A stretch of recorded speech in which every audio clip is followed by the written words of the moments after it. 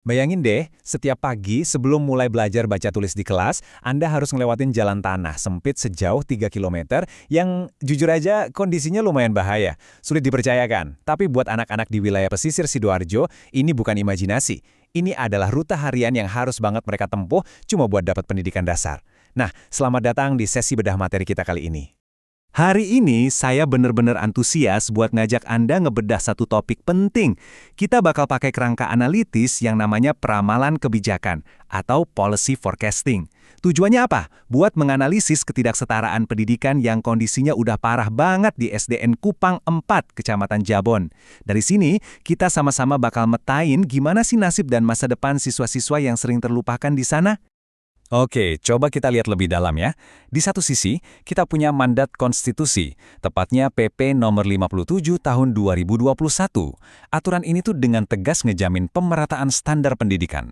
Tapi, di sisi lain, realitas geografis di daerah pesisir terpencil ngomong hal yang beda banget. Kesenjangan dan minimnya infrastruktur ini benar-benar melumpuhkan akses dan kualitas pendidikan mereka. Jomplang banget kan antara aturan di atas kertas dan kenyataan di lapangan? Coba perhatiin betapa panjangnya perjalanan mereka. Siswa dan guru di sini jaraknya tuh 19 km dari pusat desa.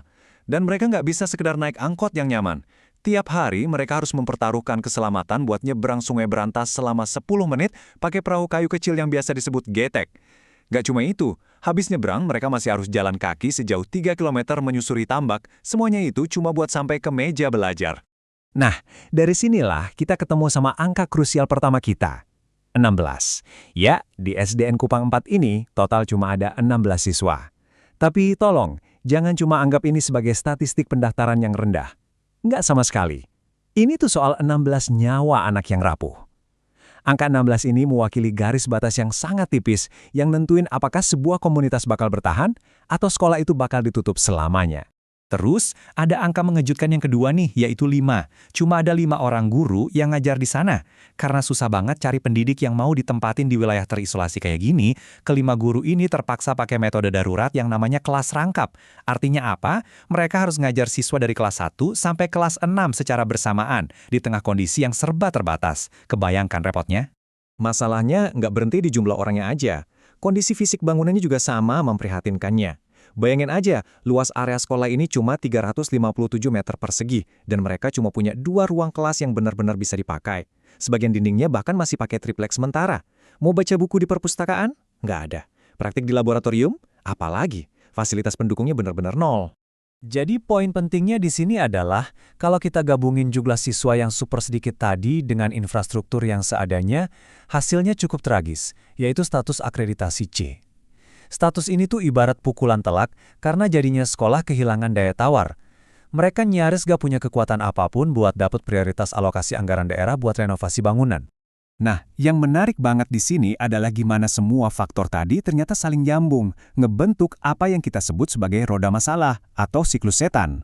Alurnya kelihatan jelas, jumlah siswa yang minim bikin anggaran dari daerah jadi sangat rendah. Karena anggarannya rendah, fasilitasnya dipastikan bakal buruk terus. Gara-gara fasilitas yang buruk ini, akhirnya makin banyak orang tua yang mindahin anaknya, atau malah membiarkan anaknya putus sekolah. Akhirnya, jumlah siswa makin turun lagi, rantai ini terus berputar dan perlahan ngancurin masa depan sekolah. Oke, lalu gimana cara kita nyari jalan keluarnya? Disinilah kita pakai sebuah kerangka analitis yang brilian dari William Dunn tahun 2018, namanya Policy Forecasting. Ini bukan tebak-tebakan semata ya.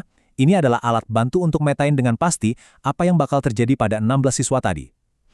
Kerangka ini ngebagi masa depan jadi 4 kemungkinan: probable, avoidable, possible, dan preferable. Semua itu tergantung pada satu hal. Apakah kita cuma diam aja atau kita mulai lakuin intervensi? Sekarang kita benar-benar ada di persimpangan. Di satu sisi, coba lihat, ada lintasan yang menukik tajam ke bawah, menuju skenario stagnasi dan masa depan suram yang sebenarnya bisa banget dihindari. Tapi sebagai kontrasnya, di sisi lain ada anak tangga yang naik ke atas. Ini adalah masa depan yang penuh harapan, skenario yang sangat mungkin dicapai asalkan didorong oleh kebijakan yang tepat sasaran. Kita bahas skenario terburuknya dulu nih, avoidable future, atau masa depan yang sebetulnya bisa dicegah. Kalau kondisi ini terus-terusan diabaikan, sekolah ini pada akhirnya bakal ditutup total. Dampak berantainya mengerikan banget. Anak-anak pesisir ini bakal kehilangan akses pendidikan dasar mereka. Mereka bakal dipaksa nempuh rute yang lebih jauh dan berbahaya ke desa lain, atau kemungkinan terburuknya, mereka putus sekolah dan dieksploitasi jadi buruh tambak di usia yang masih sangat dini. Tapi ingat, harapan itu selalu ada. Kalau kita perhatiin matriks spasial ini, kita bisa ngukur seberapa besar keinginan kita melawan peluang terjadinya skenario tadi. Kelihatan banget kan, butuh semacam pendakian besar dari titik krisis penutupan sekolah di pojok bawah sana menuju masa depan ideal di atas, di mana anak-anak pesisir dapat kualitas pendidikan yang setara. Dan analisis ini ngebuktiin kalau masa depan yang ideal itu sama sekali bukan fiksi, tapi sangat rasional buat diwujudkan.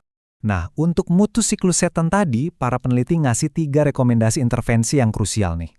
Pertama, sekolahnya harus direnovasi total pakai dana alokasi khusus, nggak bisa cuma sekedar ditambal sulam lagi.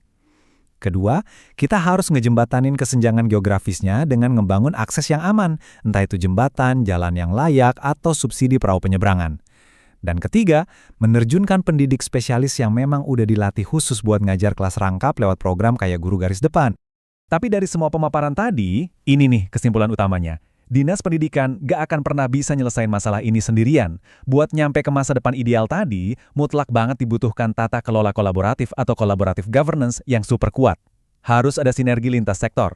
Bapeda ngurus perencanaannya, Dinas Pekerjaan Umum ngeberesin infrastrukturnya, dan tentunya dibantu pemerintah desa juga.